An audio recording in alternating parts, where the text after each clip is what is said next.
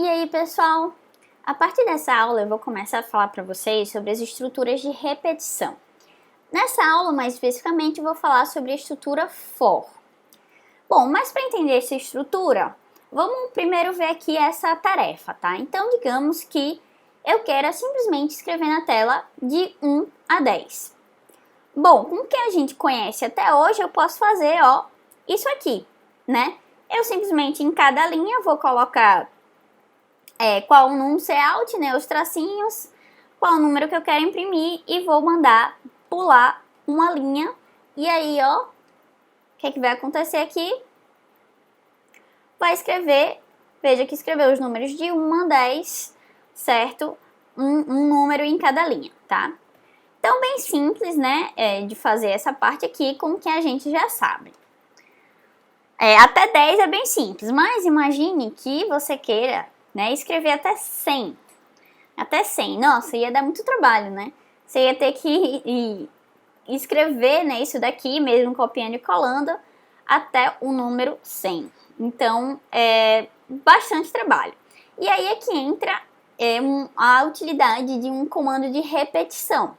Porque se você observar bem,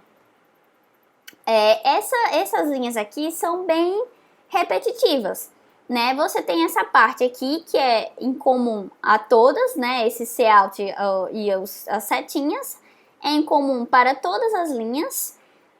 E essa parte final também, né? As outras setinhas e o end L para pular a linha também é comum para todas as linhas. E entre sempre a gente vai ter o que? Um número, certo? Então a única coisa que muda é qual é o número, tá? Que aqui no caso eu vou mudar de 1 a 10, né? Então eu vou incrementar esse número até chegar a 10, tá? Então veja que essa é uma estrutura bem repetitiva, tá? Bom, então, como eu falei, né? Um dos objetivos da estrutura de repetição, de uma estrutura de repetição, é justamente poder contornar esses problemas e facilitar a vida do programador, tá? Então, vamos lá. A estrutura, o comando for, que eu quero falar para vocês hoje, é o seguinte, ele tem uma estrutura mais ou menos parecida com o do if, né? Então, essa parte aqui inicial é bem parecida, O if era assim, né? If, e aí abrir parênteses, aqui eu colocava a minha condição e eu sempre abria e fechava chaves. O for vai ser parecido também, né? Eu vou ter o parentezinhos e vou abrir e fechar chaves. Só que aqui dentro é que é mais complicadozinho, tá? O comando for, ele é dividido em 3 partes. Nessa parte aqui, onde eu vou, que é separada aqui por esse ponto e vírgula, tá? Então, essa primeira parte aqui, eu vou dizer onde que vai começar a minha estrutura, tá? Com qual valor minha repetição vai começar. Na do meio, eu vou dizer onde ela vai terminar. E aqui eu vou dizer como que ela vai ser executada, ou incrementada ou decrementada, certo? Então, por exemplo, aqui eu quero escrever de 1 a 10, certo? Então, o que é que eu vou fazer? Primeira coisa que eu posso fazer é declarar uma variável, aqui dentro mesmo do comando for, já posso fazer isso, tá?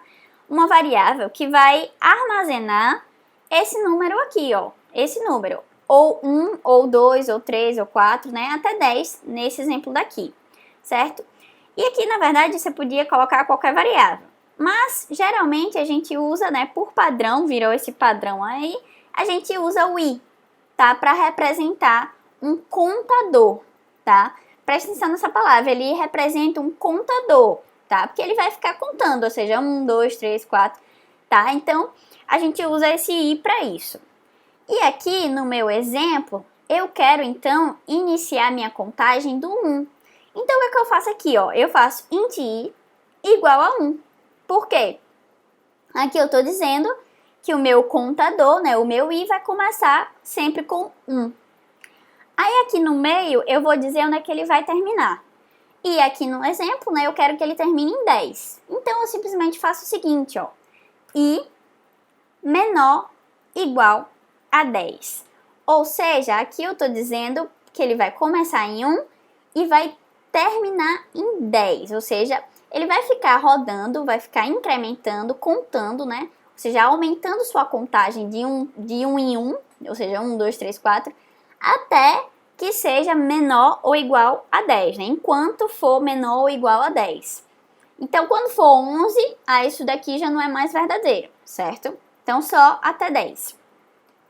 E por fim, nessa terceira parte, eu simplesmente vou dizer como eu quero incrementar. Que no caso, né, nesse exemplo que eu estou dando aqui, eu quero aumentar. Eu quero sempre aumentar de 1 em 1 o meu contador i, tá? Então, eu boto esse i mais aqui, certo? E aí, veja só. Agora, vou copiar aqui até e vou até apagar essa parte aqui, que a gente não vai precisar mais. Veja só, então, agora o que acontece, ó. Se eu colocar aqui, por exemplo, ó, primeiro vamos ver o seguinte, vou botar aqui um oi, tá? Veja só, botei essa linha aqui com oi apenas uma única vez. Veja só o que acontece.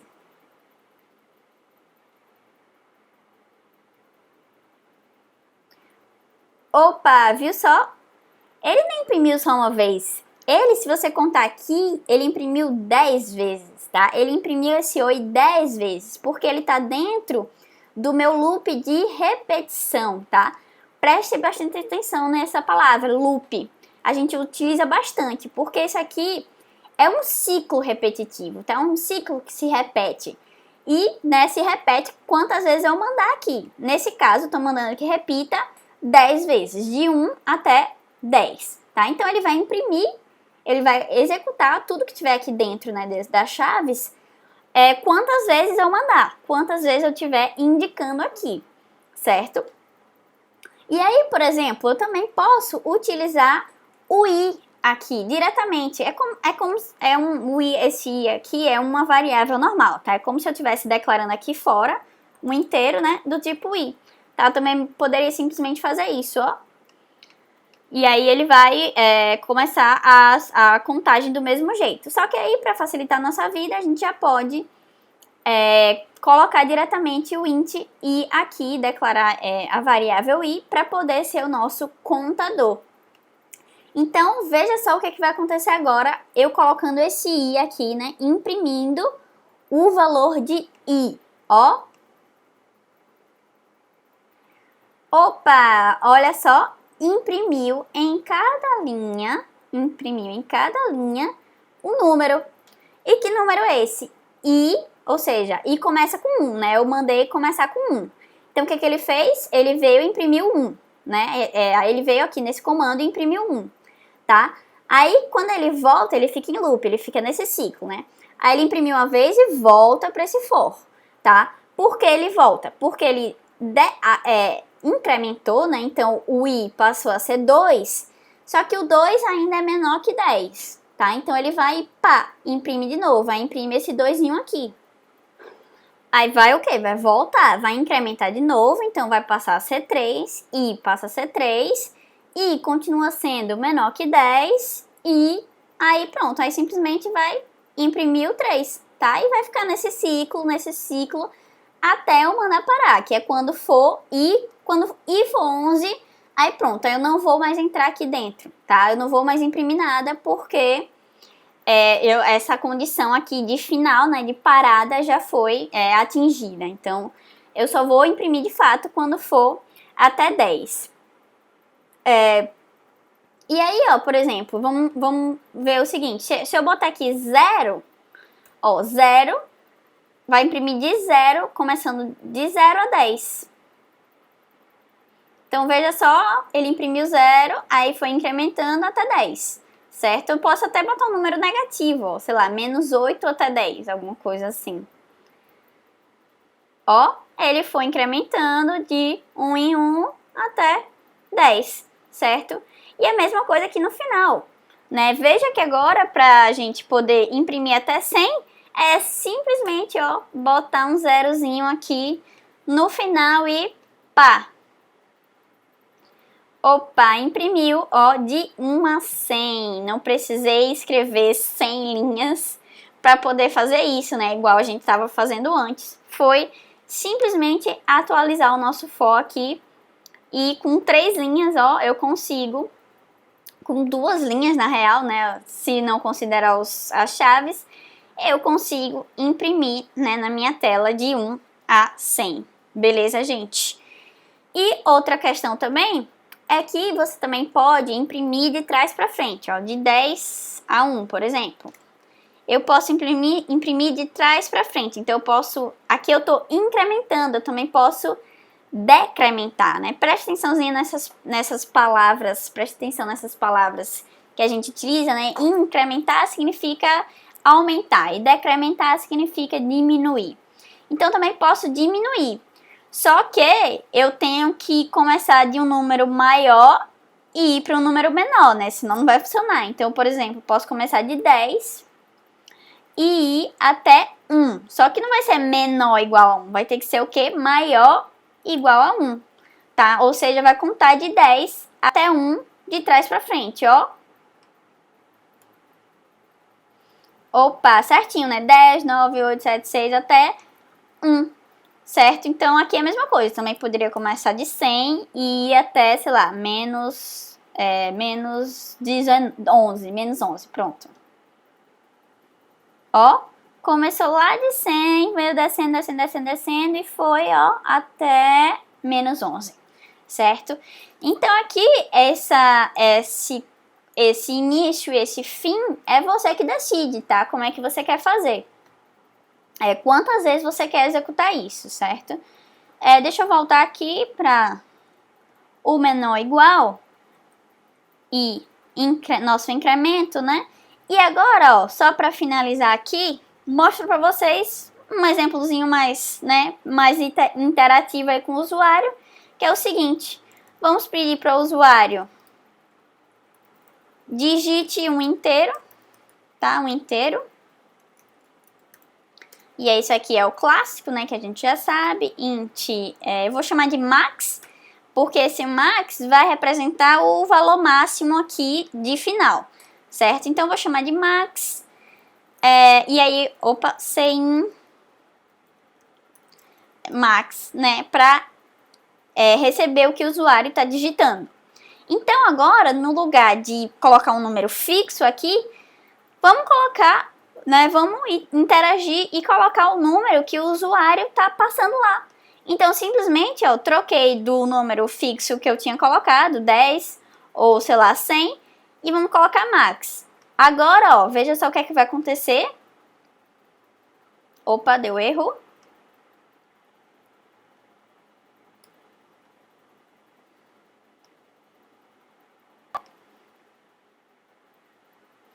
Ó, aí ele pede, né, digite o número inteiro, então vamos começar com 5.